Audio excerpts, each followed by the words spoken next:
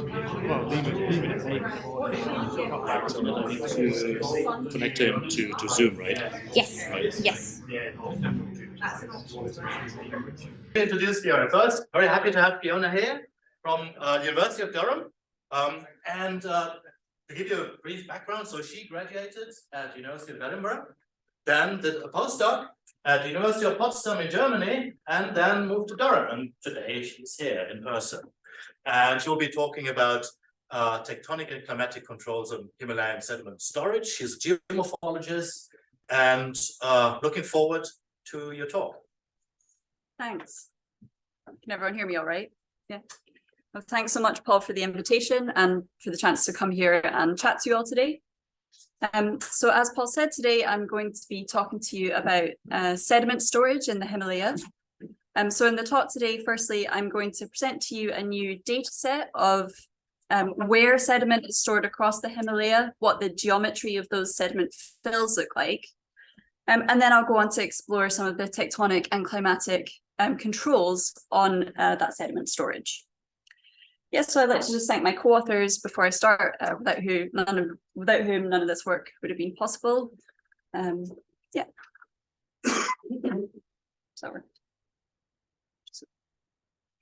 So today I'm going to be talking to you about fluvial river valleys. This is where most sediment within mountainous regions tends to be stored.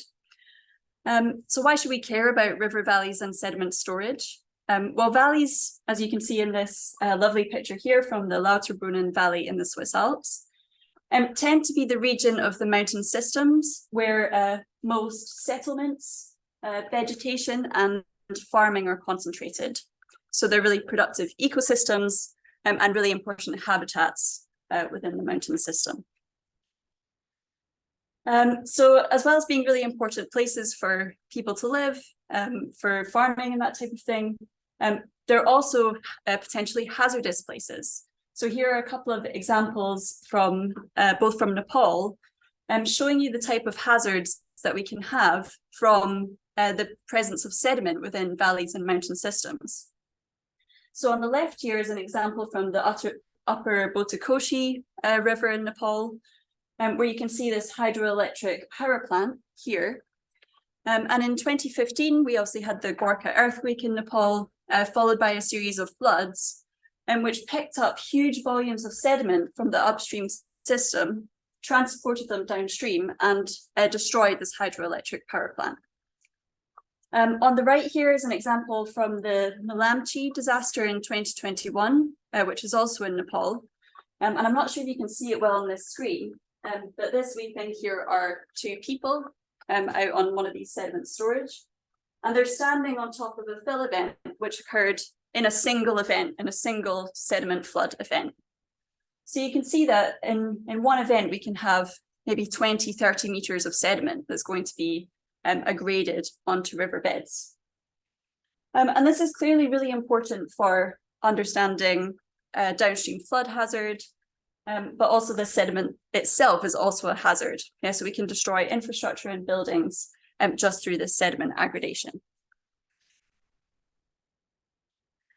So as well as being potential hazard regions of hazard, these river valleys and sediment storage can also act as a major buffer for environmental signals within a mountain system.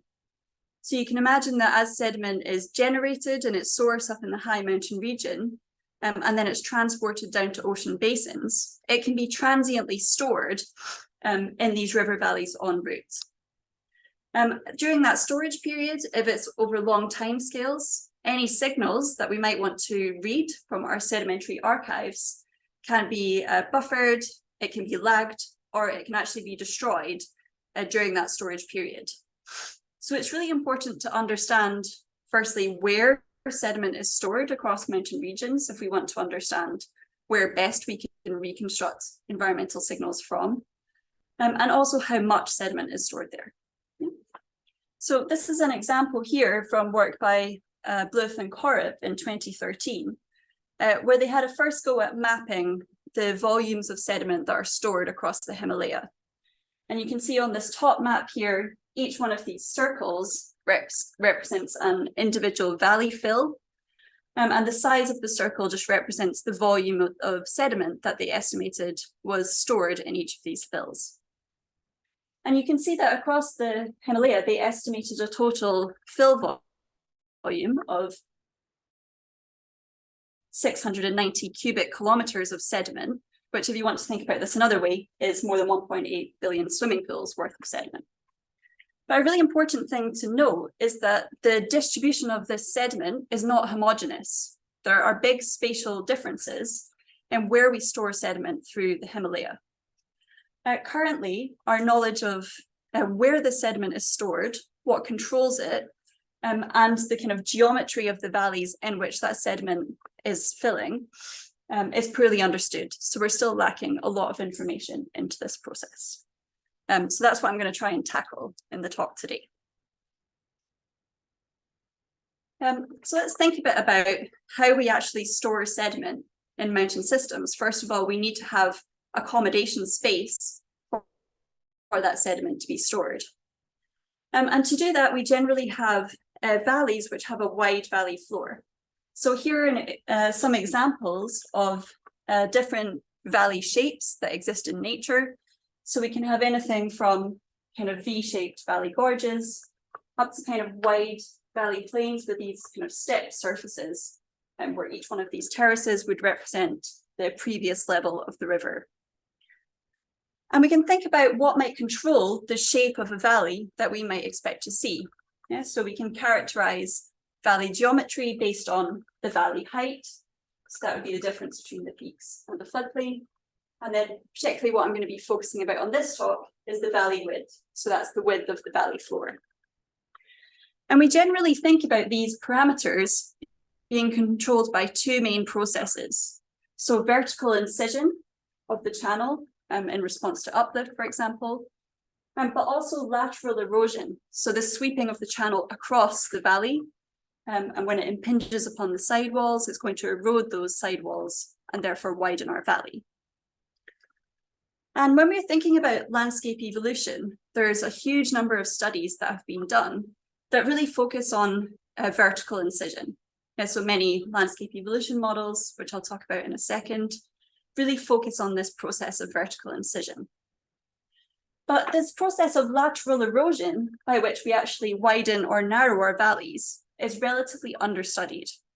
And this leads to a kind of key knowledge gap in how our topography and how our landscapes respond to changes either in tectonic processes or changes in climate. Yeah, so I said I would talk about landscape evolution modeling. The current state of the art in landscape evolution modeling does not incorporate any component of lateral erosion. Yeah, so on the left here is an example of a typical landscape evolution model. This is the topography simulated through LandLab. And each one of these cells here, the topography evolves through time under the influence of uplift, which is going to move the elevation of the cell up. Some parameter describing how rivers erode down laterally, so some component of vertical incision, and then some parameter that describes hill slope diffusion. Yeah, so that's the kind of key components that would go into our landscape evolution model. And this graph on the right here shows you a cross-section across this landscape evolution model at this orange line. And you can see the shapes of valleys that we can create with this landscape evolution model. We can create lovely textbook V-shaped valleys that you might have read about in, like higher geography textbooks. But we cannot well reproduce the valley shapes that we actually see in nature. Yeah, most river channels in mountain regions don't look nice and V-shaped like this. So the model on the right here shows you our first attempt at introducing lateral erosion into a landscape evolution model.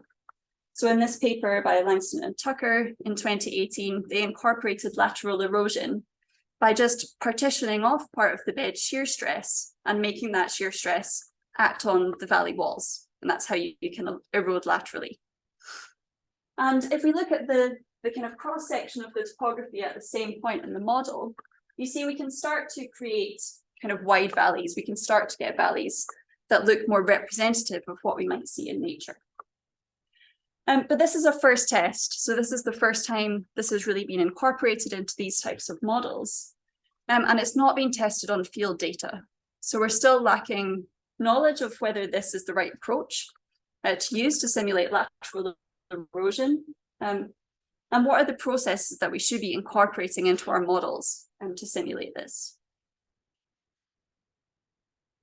So our current models of thinking about how a valley is going to widen and therefore create this accommodation space for sediment really come from empirical data. So we don't have good theory at the moment that tells us about how valleys evolve. Instead, we have this data here. So this is an example from May et al., who looked at valley width in the Oregon Coast Range. And they found this nice Howard law relationship between drainage area on the x-axis and valley floor width on the y-axis. And this data has really been the basis of the simple theoretical models that we do have to predict what the valley width of a river might be at any point. And so this is this equation at the top here, and we can say that valley width, WV, is going to be related to the river discharge, Q, to some exponent A, modulated by this parameter K, which describes the erodibility of the valley walls. So if you've got more erodible rock, you're going to have a higher value of K, and therefore you'll get wider valleys for a given discharge. In geomorphology, we often like to assume that the river discharge is related to the drainage area in the channel. And if we do this substitution, we can get our relationship that relates width to drainage area, which fits with this empirical data. So this is the model that's really used to predict the valley width at a single point. And I'm hoping you might already think, well, this is really simple. There's a lot of parameters that are not included in this model, one of which is tectonics, which is what I'm going to be talking about for the rest of the talk. So some people have then gone out to look at whether we can actually see different processes which might influence the width of valleys in different mountain regions. So this is an example from Langston and Tem in 2019, who tried to look into the role of lithology. So what you can see here is, again, our plot of drainage area on the x-axis, width on the y-axis. And I'm going to apologize to any geologists in the room. They split their geologies into 3 different types based on the hardness of the rock. So we have our soft lithology, which is in blue, an intermediate lithology in green, and then a hard lithology in red. And although the data are noisy, they did find that there are consistent differences in the relationship between valley width and drainage area depending on lithology. So that might give some support for this model, saying, okay, well, erodibility of the valley walls might be important in controlling the amount of accommodation space that we have in our valley. Other authors have also suggested that the ratio between the valley width and the channel width is going to be important in setting the width that we can observe. So this kind of makes intuitive sense, right? If you've got a very narrow valley and a wide channel, that channel is often going to be hitting against the sidewalls of the valley and therefore allowing the valley to widen.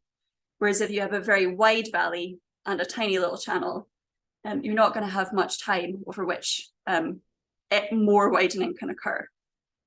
So that's another parameter that we could think about.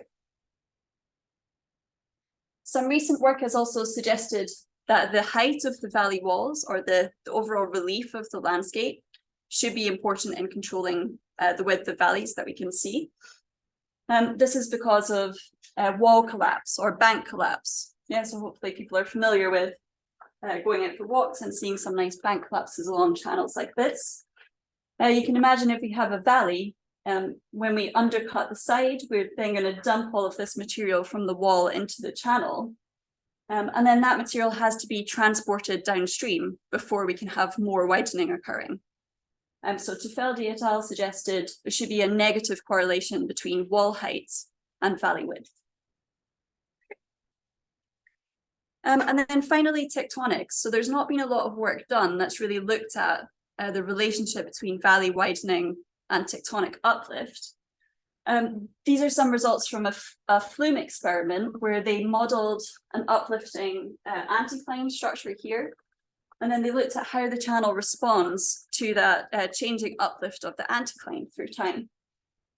So what you can see on this plot here is valley width on the y-axis. And then on the x-axis, we've got some proxy for uplift rate in the model. So the left side of the plot are high fold uplift rates. And then up here is kind of low uplift rates. And what they found in this paper was that as you went to lower and lower uplift rates, you got wider and wider valleys. Yeah, so we've got some experimental data that says tectonics should be important, but that's kind of as far as we're at the moment. So our current empirical models just relate valley width to the drainage area or the discharge along the channel and the erodibility of the valley walls. And they're really neglecting the role of tectonic uplift. And I think it's fair to say a lot of geomorphologists would probably hypothetically say that as you increase uplift, you're going to have more vertical incision and therefore valley narrowing. But this has never actually been tested on kind of large spatial scales. So that's what I'll kind of do in the rest of the talk today. So I'm going to try and answer two key questions. Firstly, I'm going to look at whether tectonics controls the width of valley floors and sediment storage in an actively uplifting origin, and I'm going to focus on the Himalaya in this talk. And then secondly, I'm going to look at whether we can distinguish signatures of different valley forming processes. So can we tell how these valleys have widened through time by exploring a data set of modern width observations. So this is just to show you the study area for the rest of the talk. So looking at the kind of main part of the Himalayan origin, all of these catchments here drain down to the south to the foreland of the Himalaya, and we're excluding anything from the Tibetan plateau from this analysis. So if we want to look at sediment storage, valley widening, we first of all need to know where the valleys are and where our sediment storage is. And to do this, we build on work that we did a few years ago now, where we develop a new kind of automated method for extracting valley floors from topographic data. So to do this, we use kind of two simple topographic thresholds. Firstly, we map the local slope, so that's shown on this map on the left here. And secondly, we look at the elevation above the nearest channel, so that's shown on the map on the right. And we basically take the same approach that you would use if you were mapping valley floors in the field. We say that in order to be a valley, a pixel has to be flat and it has to be close in elevation to the channel. Yeah, so it's pretty intuitive. So we use kind of these two thresholds. So any valleys would be places on these maps which are marked in white. And we can do this over pretty big spatial scales. So we've tested this method extensively. Here's just a couple of examples. So on the top here is in purple, our automated method of mapping valley floors. This is from the Russian River in California, and a bit closer to home, this is the River Swale in the Yorkshire Dales. And on the right here is a kind of independent valley floor data set generated through flood mapping. So this one here is the kind of FEMA flood maps for the US, and this is the Environment Agency flood maps. And you can see that we get a very good correlation between the valley floors that we can map automatically through topography and the extent of flood inundation that we would predict through these kind of hydrological models. Once we have our valley floors, our next step is to try and look at the geometry of those floors. Yeah. So we use valley width as our kind of key proxy for how the geometry of sediment storage changes across the origin. So we need to, first of all, kind of convert these valley floor maps into width measurements. So to do this, we start with our digital topography. This is an example here from the Gavilan Mesa in California.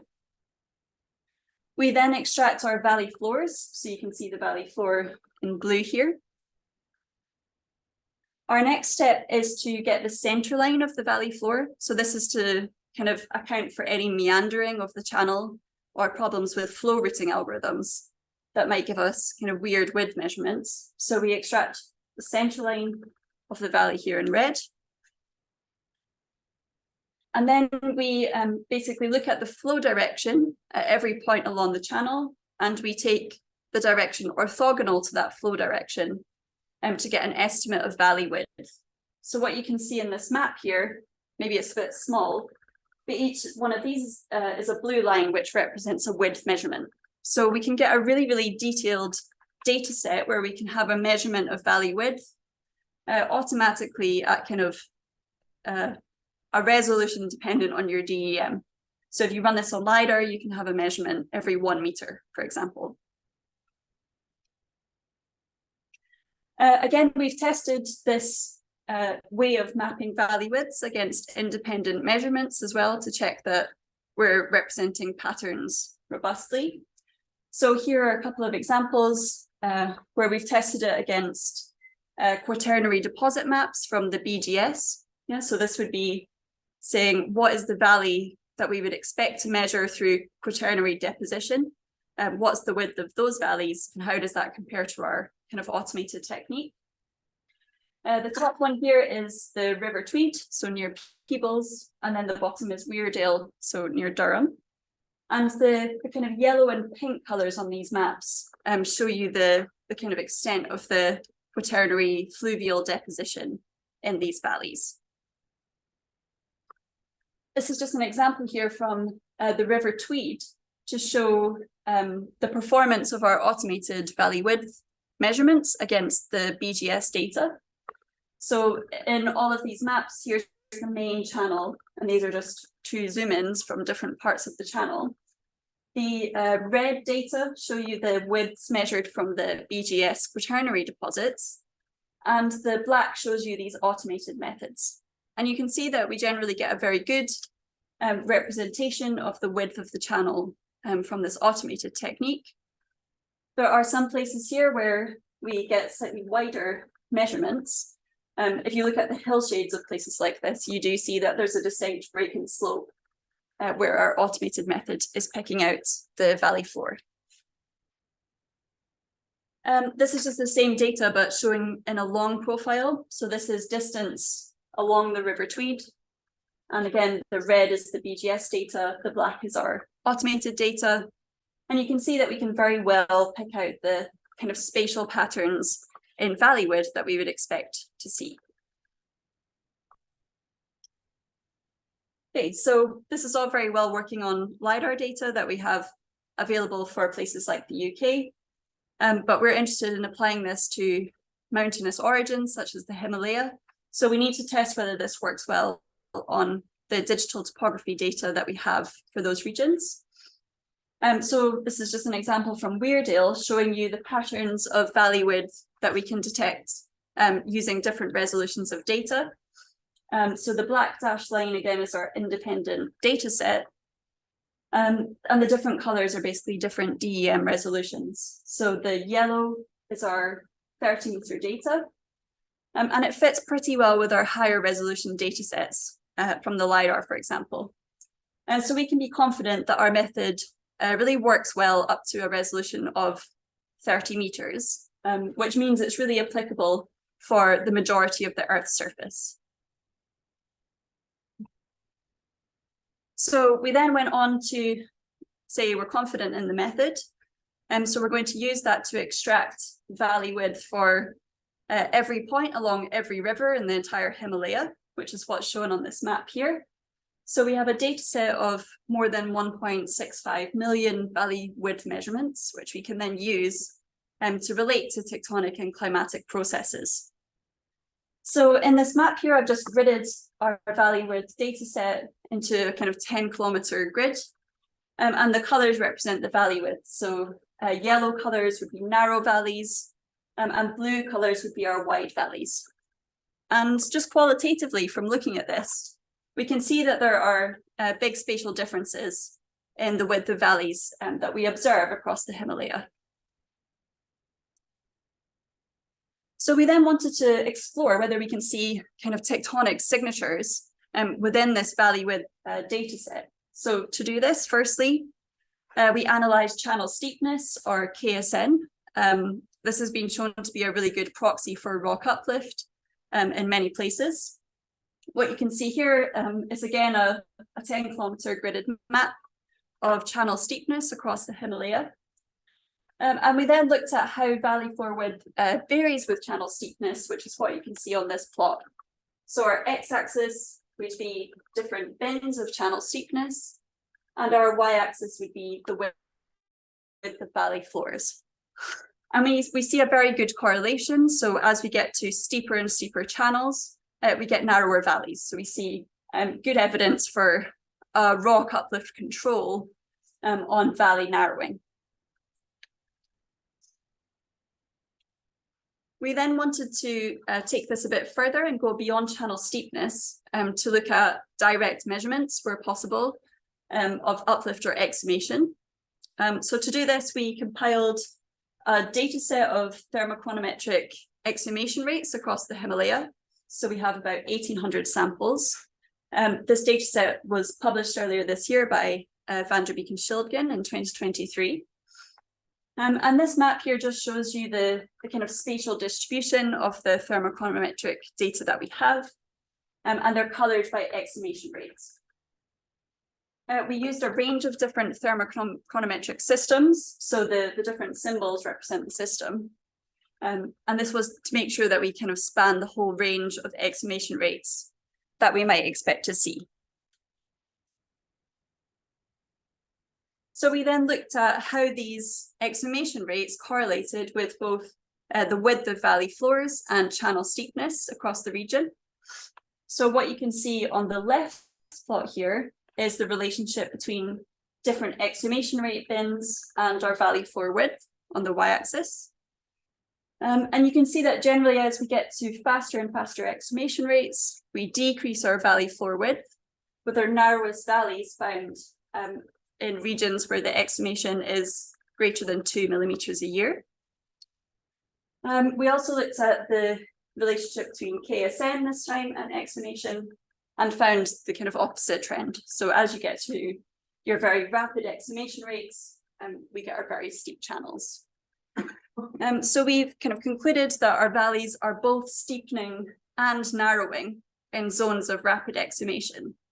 So if you want to look at tectonic geomorphology, maybe it's good to understand the lateral component of how channels evolve, as well as looking at vertical incision, because the channels are partitioning uplift into both of these processes. We then wanted to look, so that was kind of a whole origin scale. We then wanted to look at whether we could see evidence of valleys responding to different structural boundaries through the Himalaya. And to do that, we focused on the Narayani Basin in central Nepal. This is just a schematic kind of cross-section across the basin, where we're going from south to north here. We've got the main boundary thrust, the main central thrust, and the South Tibetan detachment. And at depth, we have the main Himalayan thrust, the kind of basal decomont of the Himalaya. And we have this steep mid-crustal ramp, which is kind of below the MCT in this region. And this kind of steepening of the mid-crustal ramp has been suggested to associate with rapid uplift going on above the ramp, and the presence of this physiographic transition here, PT, where we have this region of higher relief topography to the north of the physiographic transition, and then lower relief topography to the south. So we looked at how our valley width data set corresponded with this mid-crustal ramp. So on this map here, what you're seeing is the channel network here, coloured by KSN. So our yellow colours would be very steep channels. And then the width of the lines represents the valley width. Yeah, and the physiographic transition is marked by this red dashed line here. And we found a really sharp transition where we have this PT, where to the south of the physiographic transition, we have much lower channel steepness, and we also have much wider valleys. So we're suggesting that our valleys are really narrowing in response to the flat ramp, flat geometry of the main Himalayan thrust. And so tectonics is a really important control on valley widening and lateral erosion in the Himalaya. We can also look at this compared to our exhumation data. So this is just a kind of cross section across the same region. Again, going from south to north. We have the location of the physiographic transition shown by this red line. And then the blue dots just show you the exhumation rate going from south to north. And you can see this region of rapid exhumation to the north of the physiographic transition, which corresponds to this black line shows you the valley width, this region of very narrow valley floors. So that's the kind of first part of the talk. We're looking at tectonic controls on valley widening. Now I'd like to explore or think more about how valleys actually widen. So what are the processes that go on that creates the width of a valley that we can measure from our modern data set? And I'd like to present kind of two end member scenarios, which are based on the transport capacity of the channel. So the ability of that channel to transport sediment through it. So the first end member we could think of as being our high transport capacity channel. And this might be a valley that looks like this. So this is the Kedarnath Valley in the Uttarakhand region. And you can see that we have very little sediment stored within this channel. And we have lots of bedrock exposed, both on the valley sides and the valley floor. So we can imagine in a valley that looks like this, the width that we measure is probably set by the amount of lateral erosion that's going on within that channel. So widening will occur when this river kind of migrates across its valley floor, reaches the valley walls, and then causes additional widening. And we can think about what factors or what processes might kind of control the width that we see in this scenario. So we would expect rock uplift is likely to be important. So that's going to control the ratio of vertical incision to this kind of lateral migration of the channel. We would expect the erodibility of the valley walls is going to be important in this case, because that's going to control how quickly this widening can occur. And we'd also expect water discharge to be important, as this is going to control, again, how much incision can happen through this channel. But this kind of simple model is contradicted by many, many field observations that show that valleys in the Himalaya don't tend to look like the picture I showed you on the previous slide. This is an example from a bit further downstream, the Kedarnath Valley, where we can see these huge sediment fills within the valley. We could think of this as representing a low transport capacity case, where we have lots and lots of sediment or low water discharge. And instead, the width that we observe could simply be set by the amount of sediment that's filling up that valley. So if you have a V-shaped valley, if you fill it up with more sediment, you'll get a wider observed valley width. Whereas if we erode into that sediment, you'll have a narrower width. Yeah. In that case, we could have very different factors that are going to be important in setting the width that we can observe. So we would expect rock uplift will still be important, because that's going to control how quickly sediment can be eroded or deposited. Again, we'd probably expect our water discharge to be important, but it's really going to depend on the ratio of that water discharge to the sediment flux going through the channel. And finally, we would not expect the erodibility of the walls to be an important control, because there's not much lateral erosion actually taking place. So the river is never really getting to the side walls and eroding them. So what we wanted to do was look at our data set, try and explore these different factors, such as uplift, discharge, erodibility, and see if we could pick out potential controls on our data set that we might be able to link back to each of these process mechanisms. So firstly, we looked at elevation as a potential control on valley widening. So here is a map of, again, the Himalaya colored by elevation. And here you can see how valley floor width is partitioned with elevation across the range. So we have wide valleys both at low elevations where the rivers start to exit the mountain front, but also at high elevations. So we have high elevation above around high valley widening above around 4,000 meters. We then constrained erodibility of the bedrock walls across the range. So we looked at each of the kind of main tectonostratigraphic units across the Himalaya, and we used kind of published erosion rates to kind of back calculate an erodibility. And what you can see here is how valley width changes between each of these units. So we find the narrowest valleys in the kind of crystalline core of the Himalaya, so in the greater Himalayan sequence and the lesser Himalayan sequence, and then wider valleys in the Tethyan units, so to the north of the South Tibetan detachment, and then in the sub-Himalayan zone, kind of out towards the foreland. We also quantified water discharge across the Himalaya. So we did this just using drainage area for each of the basins, and then just weighting this by mean annual precipitation from satellite rainfall estimates. Yeah. So you can see what our pattern of discharge across the Himalaya looks like. And kind of surprisingly to us, we didn't find a clear relationship that at the highest discharges, you see the widest valleys. So we tend to find there's not so much relationship between discharge and the width of valleys.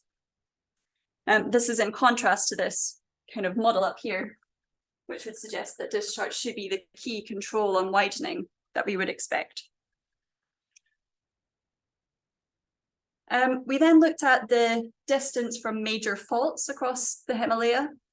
The rationale behind this was that closer to faults where you have seismogenic zones, you might expect kind of more fracturing and therefore an increase in the erodibility, which might cause widening. So this is kind of our map of distance from nearest fault across the Himalaya. And again, we didn't find much relationship between valley floor width and how close you were to a major structure. So what we did with these data is we fed them into a random forest regression. So this is a kind of supervised machine learning algorithm, which uses a kind of ensemble of decision trees to basically predict a target variable. So in this case, that would be valley width from a data set of features. So that would be, in this case, channel steepness, elevation, discharge, etc. The good thing about it is it allows you to determine what's called feature importance. So this would be which of these features the model thought was most important in predicting valley width. And that's what you can see on this graph here. So the y-axis is the importance of each variable. We've got the different bars representing our different variables. And the two bars just represent two different ways of calculating importance from the random forest model. And we found that no matter what combination of model parameters we used, channel steepness is always the most important control on the width of valleys in our data set. So this is again suggesting our strong tectonic control on valley widening. In contrast to these empirical models, we found that discharge is only of moderate importance. And our models always had the erodibility of the bedrock walls as being the lowest importance parameter. So if we go back to our different process models of either this kind of bedrock case or alluvial case, we suggest that probably most of the valleys in the Himalaya are corresponding more to this low transport capacity case where it's the sediment fill within the valleys, which is really setting the width that we can measure from our modern data set. Yeah, just because the erodibility of the walls doesn't seem to be important. Okay, so I'm going to just finish off with a few implications of our work, and then I'm happy to kind of take some questions or comments. Our first implication is around the role of landsliding in controlling sediment storage in mountain regions.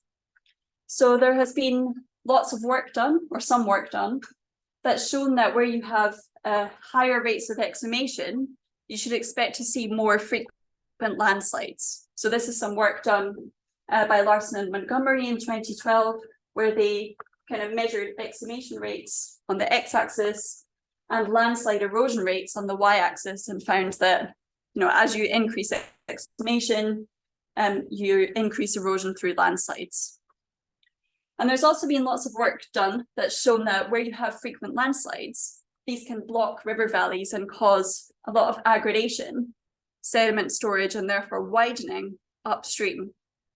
So one of our original hypotheses was that we might see this kind of widening associated with landslides in our data set in regions of rapid exhumation. This kind of contrasts with what we actually found, which was at rapid exhumation, we had narrower valleys. So what we're suggesting is that on a local scale, these features are important, these kind of widening associated with landsliding. But landsliding does not control origin scale variations in valley width that we can detect in our data. Our second implication is around the kind of shredding of environmental signals. So if we want to look at a stratigraphic archive and reconstruct a signal of uplift, for example, this plot at the top here shows you just an example of a signal through time. So this could be an uplift signal, for example. As that signal is propagated into the fluvial sediment flux, so the pulses of sediment that can be generated from an increase in uplift, you can see that this signal is lagged, so it's offset from the original uplift signal, but it's also decreased in magnitude. So we've had some kind of shredding of that signal en route. And then you can see that if we have storage within a valley as part of this process, we really dampen this signal much more. And we can actually sometimes lose these records of uplift from our sedimentary records. So our work has shown that the regions of high sediment storage tend to be in the kind of slowly exhuming parts of the Himalaya. So we're suggesting that this effect of kind of shredding of environmental signals is likely to be much more prominent and much more of an issue in the kind of slowly exhuming regions of the Himalaya. And finally, just to conclude, going back to our kind of process models, we're suggesting that widening through the Himalaya that we can observe in the present day is likely occurring through sediment deposition and erosion in these low gradient parts of the channel network. So if we want to understand actively uplifting regions, we need to know what the sediment is doing. And the common models of lateral erosion that really link valley width to discharge and the erodibility of the valley walls aren't supported in active origins such as the Himalaya. So with that, I'll stop there. If you're interested in using any of the methods from this paper, they're all open source, so feel free to access the code. And myself and Simon Mudd are always happy to take kind of questions and things if people have any. So thank you.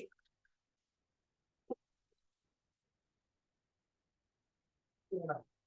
Thank you very much for this very interesting talk. Any questions? I saw Hannah first. Thank you.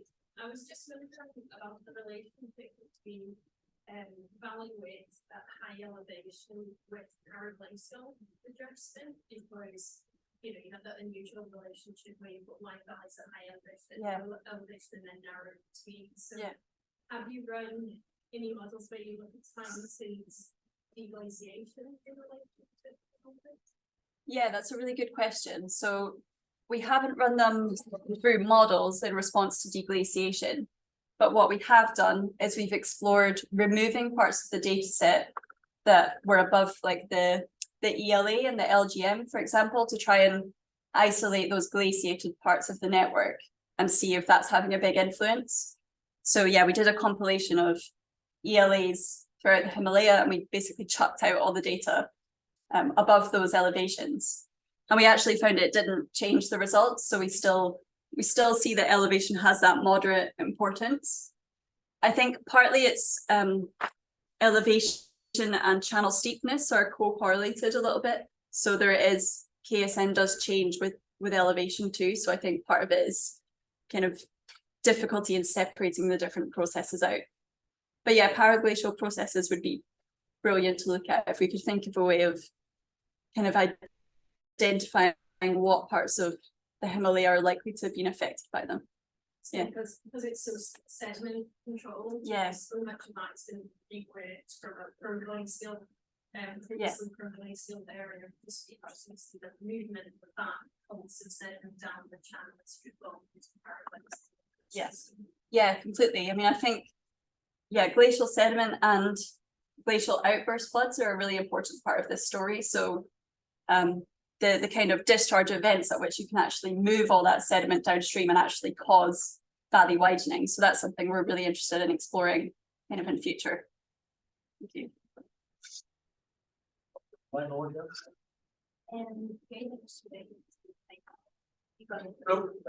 Okay, given my ignorance, this is a dumb question. I really like the idea of increasing sediment width by so increasing the valley width by sedimentation, decreasing that, but then that imply that you basically have no active erosion in that region.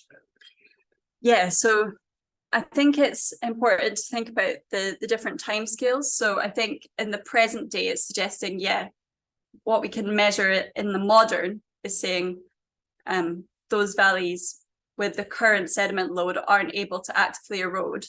Clearly, over long timescales, they must be eroding because they have to adjust to the uplift rate that's experiencing.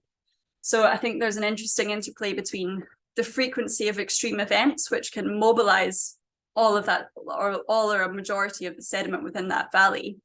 And it's probably during those big events that the erosion's actually happening.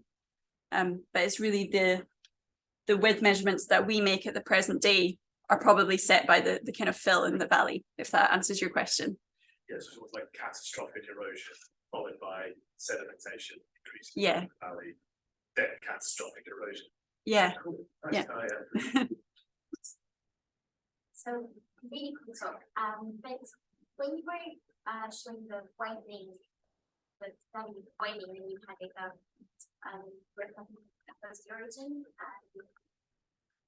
you don't actually frame the uplift because Himalaya, because there isn't the same kind of. This is Yeah. shown by the geometry of the origin. The origin is not straight, which is what would be the Yeah. is constant. Yeah. So you use the points as a comparison for how a load will work is that could be located into the very waste bucket and use the data for that. Because I assume having things about this way will affect your value weight. Yeah. Way if you're up to speak. Yeah. What we have in that. Yeah. And in the beginning that could potentially something like that. Yeah, really good question. So for the first part, we used our channel steepness as our main proxy for uplift. So that's at the same location where we measure valley width. So I guess that's taking into account variable uplift. If you expect that in regions of higher uplift, you'll have steeper channels compared to lower uplift. For the exhumation rate data, we went with the best kind of range that we had, which does show some kind of variations spatially. The obliquity is a really good point. We haven't considered that. So I guess the thermocon data that we have, I guess it just assumes that it's more like vertical motion, vertical uplift. I think it's a really good point, and it's something that I'd really like to consider is, I was talking to Paul about lateral advection and how this might kind of influence the patterns that we see. So yeah, thank you.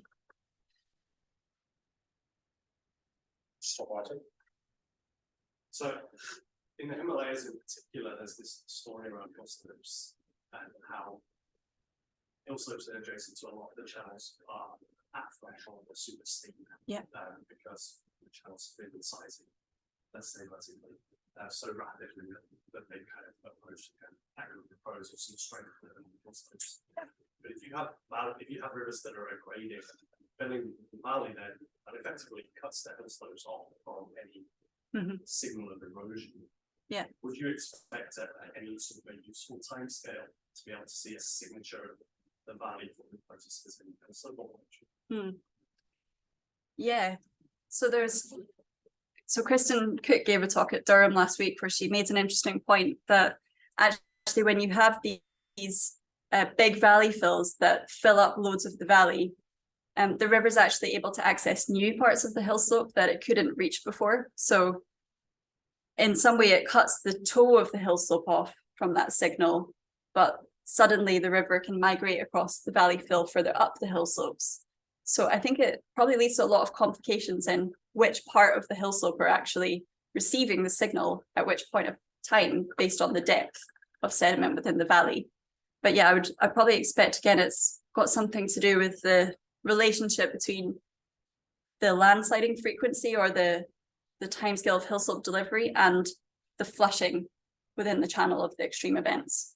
But yeah, it'd be interesting to explore. We have a question from Isaac. So Christina said, perfect. So channel steepness KS is controlled by tectonics, but also by the mythology. Maybe the mythological control of the weight channel even there rather than in the K parameter. Yeah, that's a good point. So there probably is some incorporation of lithology and potentially climate as well into the KSN parameter. Yeah, I think one of the reasons I've been mulling over and why it's hard to see an erodibility signal is that it's just a really difficult parameter to constrain over big scales. So we have to use, I'm kind of looking at you because you're like the laptop person, but maybe I should look at the camera instead. Yeah, I think it's a really hard parameter to constrain and really get a handle of. We have looked a bit about how channel steepness varies with each of those lithological groups, but we're kind of grouping over very big scales because we're saying, okay, let's look at channel steepness in the whole of the greater Himalayan sequence, for example. So for sure, I think it's definitely part of the KSN component as well. I still think tectonics is a big control, given that we see a strong correlation when we directly use the exhumation rate data, as well as using channel steepness. But yeah, good point. Go ahead. That's all right, go ahead. I was interested in your use of the random forest algorithm, and from what I can understand, the sort of supervision is you're asking it to find the correlation of one particular variable that you're interested in. Yeah. I suppose more from the point of view of using this, what do you use for the supervised learning? Is it in Python? Yeah, it's in Python, so it's really easy to implement within SciPy. Okay. You need quite a big data set, so it works quite well for our data because we've got, like 1.6 million measurements or whatever. So I think for some geomorphic or geologic applications, it doesn't work so well if you're in a data sparse field. So maybe in the context of microanalysis is where I kind of, if I'm interested perhaps in like the concentration of one element, I could use that to correlate with mineralogy or something like that. Yeah, totally. So it's kind of agnostic to what you put into it, which is one of the real advantages of it, right? It's not making any assumptions about any relationships between any of the variables. It just takes one variable, so in this case valley width, and then I feed in at the point at which I'm measuring that valley width, this is the value of all these other variables. And then I train the model on that and I say, okay, which one was the most important in making the valley width measurement prediction?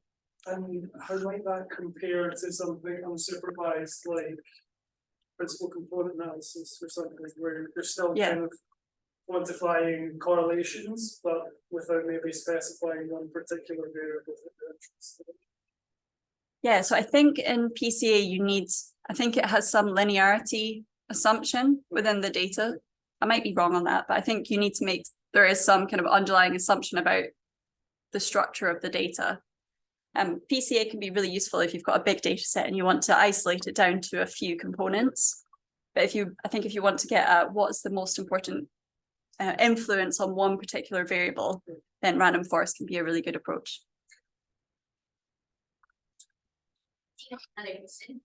She said very important point about thermographical data and the issue of vascular reduction. Yeah. At times, helium, however, is sensitive to temperatures of less than 30 degrees. Within the boundaries. Would you expect vascular reduction to be important in the type of shadow crust? Certainly important for our environment. We really think that Mm-hmm. I might hand that one to Paul to answer that. I see Christina probably later. I know we had a discussion earlier where, because personally I think coming from the structural geologist's point of view, natural advection is something very trivial, but in the geomorphological world is often sort of simplified to implying this vertical uplift. And I think from a structural geologist's point of view, thermochronology confirms our view, but again, we have to look at the temperatures. So if you have these argon dates, they come from higher temperatures, and then they basically archive a longer period of time, whereas let's say apatite helium, that approximation of vertical uplift, yeah, might work. Yeah, we did actually find, so we also split our data by this thermochronometric system. We did find the strongest correlation with the lowest temperature thermochronometers, which probably suggests they're the most kind of representative of uplift over the timescales that we're interested in. Maybe one last question. All happy? If you want to meet Fiona one-on-one and maybe discuss your research that's somehow related, or maybe discuss some coding challenges or whatever, feel free to contact me, and she's here the whole afternoon, and let me know, and Fiona would be happy to talk and have a chat with you. Otherwise, I'd say thank you again, Fiona. Thank you. Thanks, everyone.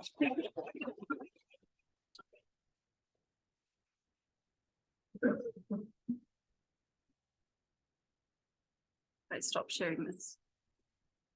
Thank you very much. Thank you.